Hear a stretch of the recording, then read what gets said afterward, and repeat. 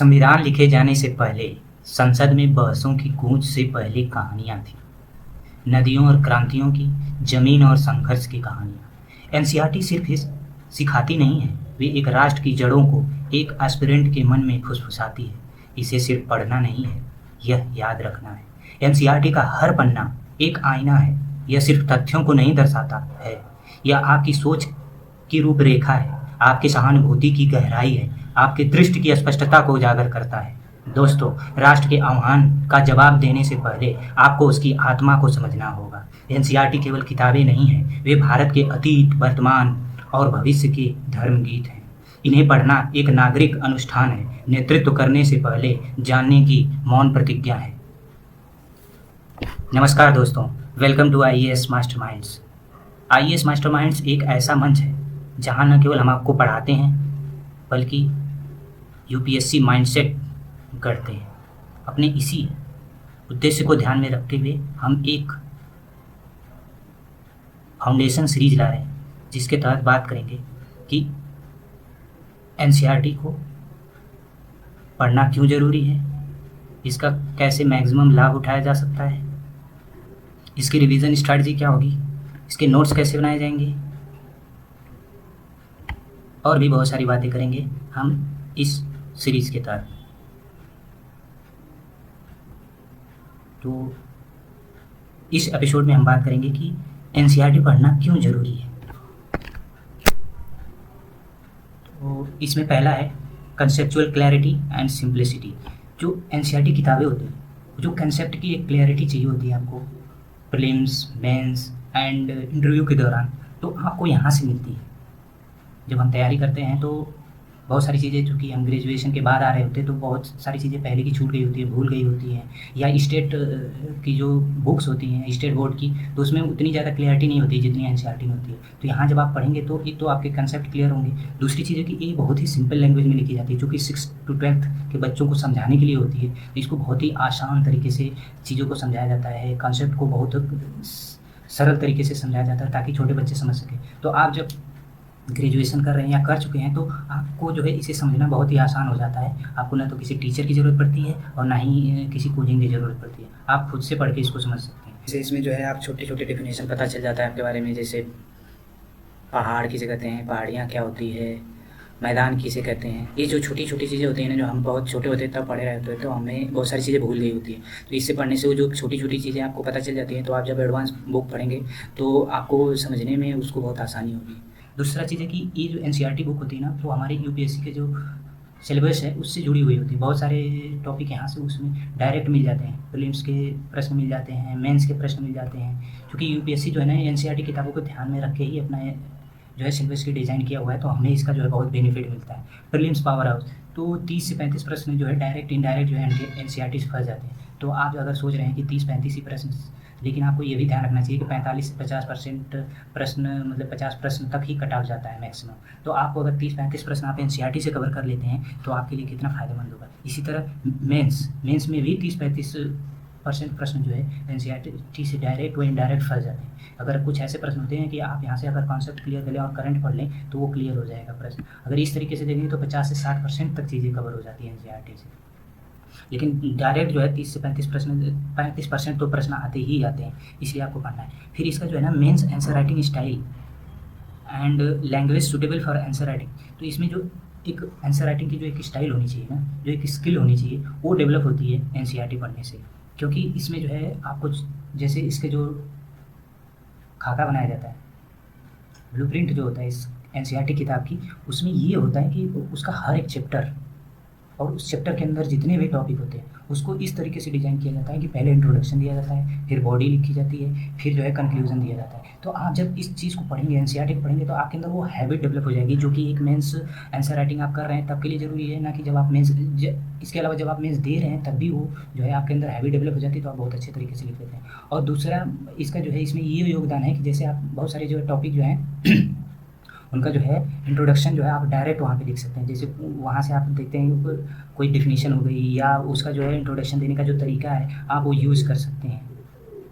फिर एक और है कि आप जब मेंस लिखते हैं ना तो आपको एक पॉजिटिव अप्रोच की ज़रूरत होती है। आप जो है सरकार की एकदम आँख बंद के आलोचना नहीं कर सकते। जैसे कुछ पेपर में होता है ना, जब आप न्यूज़पेपर पढ़ रहे होते हैं, तो कुछ पेपर होते हैं जो सरकार की एकदम आँख बंद करके आलोचना कर रहे होते हैं। कुछ होते हैं कि आँख बंद करके एकदम सपोर्ट कर रहे होते हैं, लेकिन आपको बीच में चलना होता है, क्योंकि मेंस में कुछ ऐसे प्रश्न आते हैं जहाँ पे आपको आलोचनात्मक विश्लेषण करने की बात होती है। यानी कि वहाँ पे जो सरकार की आलोचनाएँ हैं, जो सरकार की नीतियाँ हैं, जो कानून सरकार ला रही है, उसकी आपको जो है गुण अवगुण को जो है ध्यान में रखते हुए आपको कुछ सुझाव देने पड़ते हैं कि इस पॉलिसी में और क्या सुधार किया जा सकता है। यानी कि एक आपको आलोचनात्मक व्यू वहाँ पे रखना पड़ता है अपना, एक बैलेंस तरीके से, ना कि न्यूज़पेपर की तरह कि आप केवल आलोचना ही कर रहे हैं कि नहीं सरकार ने बहुत गलत काम कर दिया, ये कर दिया, ये कर दिया, ये नहीं करना चाहिए। आपको नहीं, आपको बस ये बताना है कि इसमें ये हुआ है, इसको इस तरीके से और सुधार किया जा सकता है। तो ये जो अप्रोच है ना, वो आप एनसीईआरटी से पढ़ के आप जो है अपने अंदर डेवलप कर सकते हैं, क्योंकि वहाँ पे जो आलोचना की जाती है ना, काफ़ी बैलेंस, मतलब एक जो पॉजिटिव वे में आलोचना की जाती है, ना कि नेगेटिव वे में जैसे कुछ न्यूज़पेपर करते हैं। या इस तरीके से भी वो एनसीईआरटी किताबें सरकार का अंधाधुंध समर्थन नहीं कर रही होती है कि हाँ सब कुछ सही हो रहा है, एकदम 100% सही ही कर रही है सरकार, जो भी कर रही है ऐसा कुछ नहीं है। उसमें जो है उसकी कमियाँ और अच्छी चीज़ें दोनों को बैलेंस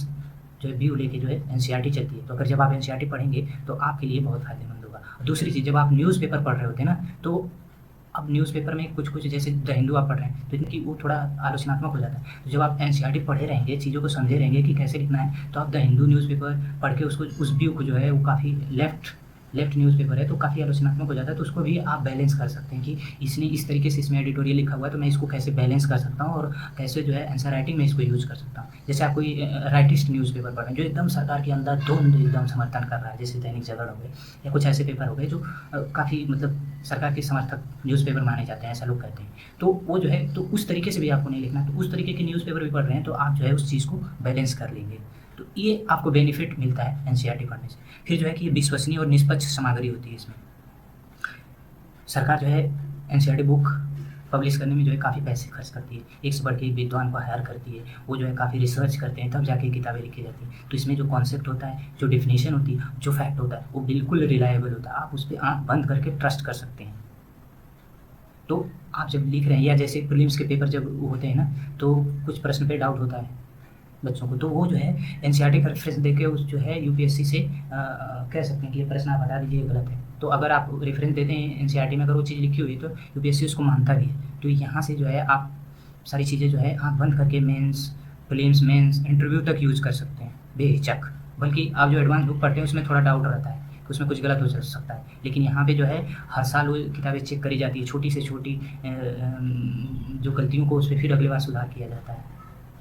तो ये काफ़ी जो है अच्छी किताबें होती हैं। फिर ऑप्शनल सब्जेक्ट, जब ऑप्शनल सब्जेक्ट का मतलब होता है जो एक सब्जेक्ट लेना पड़ता है ऑप्शनल के तौर पे, तो ऑप्शनल मतलब होता है ना कि आप उस सब्जेक्ट में मास्टर हो जाए।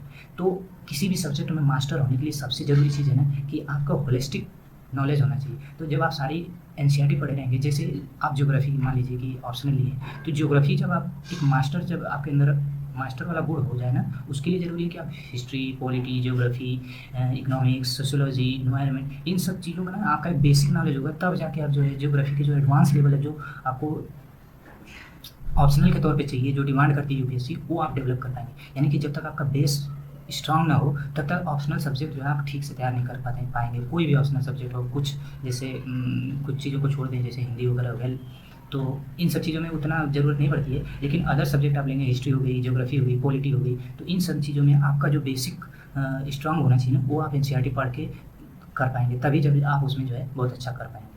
तो इसमें जो है साइकोलॉजिकल बेनिफिट्स का मतलब ये है कि जैसे आप जब एडवांस बुक पढ़ते हैं, जैसे आप इकोनॉमिक्स की बुक, आप रमेश सिंह की बुक से देख लीजिए, कम से कम 1200 से 1300 पेज की किताब होगी, बहुत पहले आप तो और मोटी होगी। तो आप सोचिए कि एक 1200 पेज की किताब पढ़ने में ना आपके दिमाग पे इतना भयंकर प्रेशर होगा ना कि आप ऊब जाएंगे, क्या पढ़ें, कैसे पढ़ें, उसमें इतनी चीज़ें हो जाती है ना कि लेंदी हो जाती है। लेकिन वहीं जब आप एनसीईआरटी पढ़ते हैं, 6 क्लास की एनसीईआरटी 2-3 घंटे में खत्म कर दी, 7th क्लास की एनसीईआरटी ज़्यादा से ज़्यादा 4-5 घंटे लगेंगे खत्म, 8 की ऐसे ही खत्म कर दें, 9, 10, तो इस पर जो है ना आपके साइकोलॉजिकल जो बर्डन होता है ना, वो नहीं पड़ता। आप जो है नई नई चीज़ें सीखने को मिल रही है, एक नया अप्रोच मिल रहा है, नया कॉन्सेप्ट मिल रहा है, नई जानकारी मिल रही है, एक नया तरीका मिल रहा है, उसमें समझाने के डायग्राम है, कहानियाँ हैं, सब कुछ मतलब एक बच्चों की तरह के ना एक उसको जो है काफ़ी इंटरेस्टिंग बनाया जाता है इस तरीके से, ताकि बच्चे पढ़ सकें। तो जब आप पढ़ रहे होते हैं ना, तो वो काफ़ी इंटरेस्टिंग हो जाती है आपको, तो अच्छा लगता है, फिर आप पढ़ते हैं। दूसरा फ़ायदा ये होता है कि आपको बाद में जब बहुत सारी चीज़ें पढ़नी पड़ती है, इतना एडवांस किताबें पढ़नी पड़ती है, न्यूज़पेपर, तो आपके अंदर जो